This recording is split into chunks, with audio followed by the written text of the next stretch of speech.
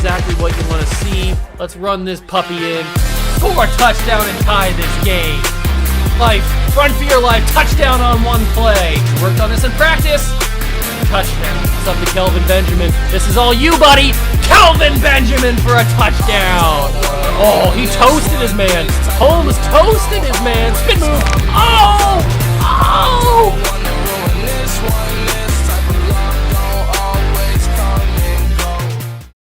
What's going on, guys? Welcome back to another video here in the What a Juice channel, and welcome back to another recap and review of another Ohio State Buckeye victory. That is right.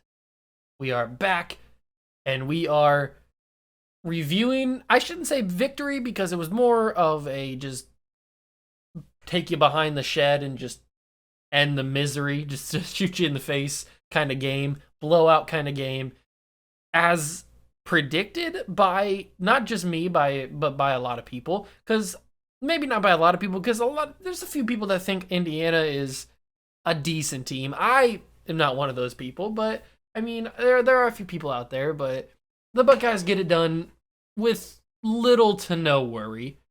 I shouldn't say there was no worry. It's 54 to 7. 54 to 7 was the final score of this Ohio State Indiana game. The number 5 Buckeyes, who probably should be top 4, but obviously Alabama gets more credit because they're Alabama, even though Buckeyes are better than Alabama. I don't know what that's all about, but the Buckeyes will be top 4. Hopefully next week. They should be, at least. But let's break this game down. So Buckeyes go out, first possession, score. Just like clockwork. Indiana comes out. Michael Penix Jr., we talked about this yesterday. Michael Penix Jr. Was hurt. He did not play in this game. He's probably going to be out for the season. I haven't heard if he's going to come back or not. But he did not play in this game. They had Jack Tuttle or something Tuttle. I forget his first name. He played. He went down, and they scored their first possession too. So it was 7-7. But on that touchdown, Tuttle gets hurt. And really, he played the next drive a little bit, but really never came back and wasn't the same. And once he was gone, I'm not saying that Indiana was going to compete with the Buckeyes if Tuttle was playing, but I mean, it definitely didn't help. It definitely didn't help that they were playing. They played a freshman quarterback that really could only run. He can't throw the football very well. Then they played another quarterback that is like a junior that is just like average, I guess. Not really anything great. And their defense got absolutely sauced by the Buckeye offense, which a lot of people do. I mean, you can't be knocking Indiana too much. A lot of teams get sauced up by this Buckeye offense because it's so high-powered. C.J. Stroud, 266 yards, 4 touchdowns. They probably could have had more, but he took him out to preserve him so he's not hurt.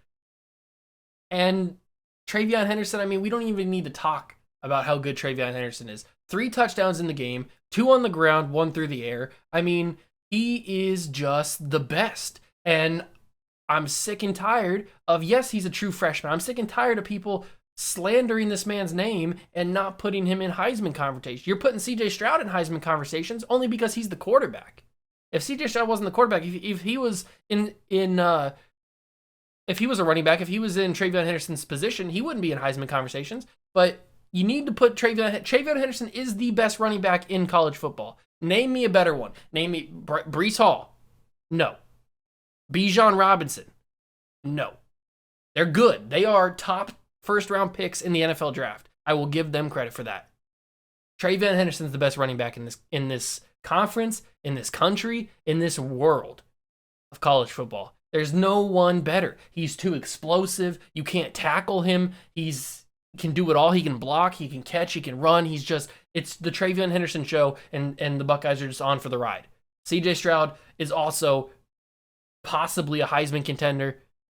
He's really fantastic. He's definitely coming on much stronger than he did at the beginning of the season. That shoulder injury must have been just like so uncomfortable and so nagging, and giving him that week against Akron to rest must have just like flipped a switch or something, because ever since he came back, Maryland, Rutgers, and now on the bye, and then now against Indiana, he has just been unbelievable. Rarely missing open receivers anymore. That was one of the knocks I had against him in the beginning of the season. He was missing guys that should have been touchdowns. He was overthrowing a lot of people. He wasn't really underthrowing them. He was throwing it too much.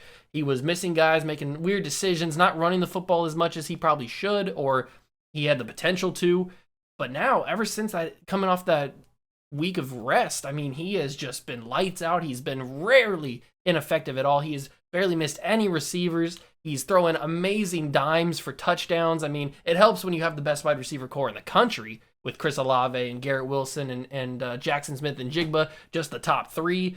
I mean, you got Emeka Egbuka and you got Marvin Harrison Jr. and all these other guys that are just waiting in the wings after these three get out of here.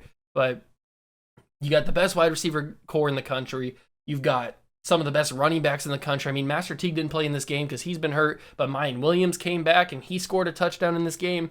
I mean, there's just so much offense on this team. You cannot stop it. And yes, we can have the discussion, Georgia's defense versus the Buckeye offense. Who would win? I mean, I have a feeling that the Buckeyes would win because I don't believe as much in the Georgia offense as I do in the Buckeye defense. Now, I'm not saying that I believe the Buckeye defense is fixed, because they're certainly not. They played a bad Indiana team.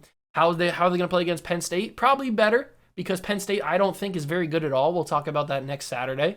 I don't think Penn State's very good at all. Then they got Nebraska, who's garbage, Purdue, who's garbage, Michigan State, who's not that great. They seem to be pretty good because they're undefeated, but they really haven't played anybody, and they struggled to beat Indiana, so they're not that good. And then you got Michigan, and we all know how I feel about Michigan.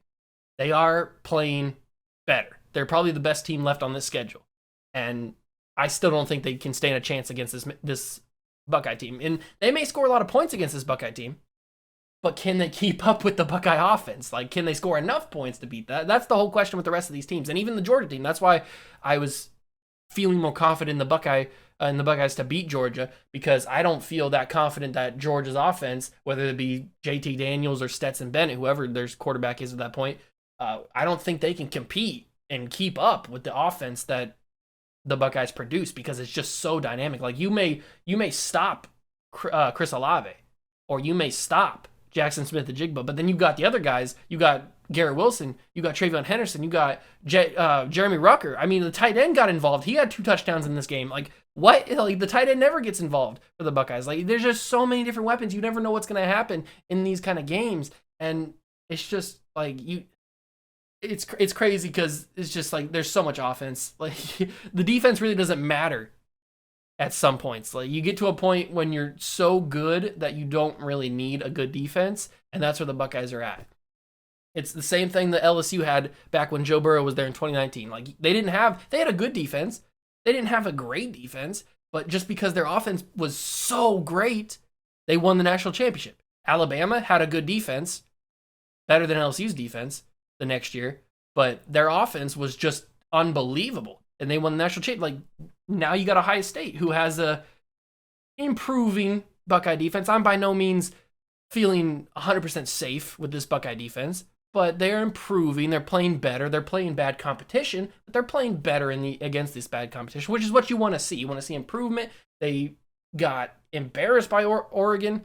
They got embarrassed by Tulsa, even though they won that game. They still got embarrassed by them, letting 500 yards. Who lets 500 yards go against Tulsa? But that's a whole different discussion. But this Buckeye defense is improving. This Ohio State offense is astronomically good, and the Buckeyes are the best team in college football. There's really not a big argument against. I can understand the argument. I mean, Georgia, obviously number 1 team in the country. Cincinnati, people think that they're really good. I think that they are good. I don't think they're better than the Buckeyes.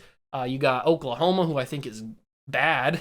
They should have 3 or 4 losses on the season, but they've escaped. And you can say, like, oh, the Buckeyes should have undefeated too, but they lost, and Oklahoma hasn't lost yet. So automatically you think that Oklahoma's better because they're undefeated.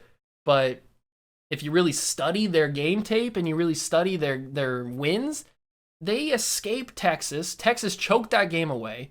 They should have lost yesterday to whoever they played, Kansas, and they should have another couple losses in there. So they really shouldn't be undefeated. And I understand the argument why you think that Oklahoma is better than the Buckeyes because they won all their games. They should have lost, but they escaped. The Buckeyes didn't escape their game against Oregon, and that is a knock that we have to live with. But at this point in the season, the Buckeyes are better.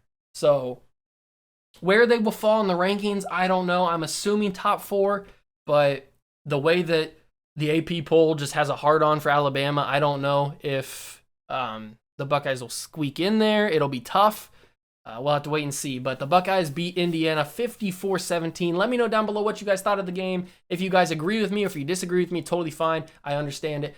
This is coming from a Buckeye perspective, but you may think that I'm biased about it, but I'm trying to be as unbiased as possible. It's hard to be unbiased when the team is just like this great because it makes me sound like I'm being super, super biased to the Buckeyes, but I try to be as unbiased as possible and give my true, honest opinion, which is what I've done for the past 7 weeks with this like pregame and postgame stuff. So I try my best. But at the end of the day, we're all human. We're all football fans. So let me know down below what you guys think. That's going to do it for me. Thank you guys so much for stopping by and watching. Make sure to smash that like button, notification bell, and the subscription button as well. Join the Juice Club, and I'll catch you guys in the next one. Peace.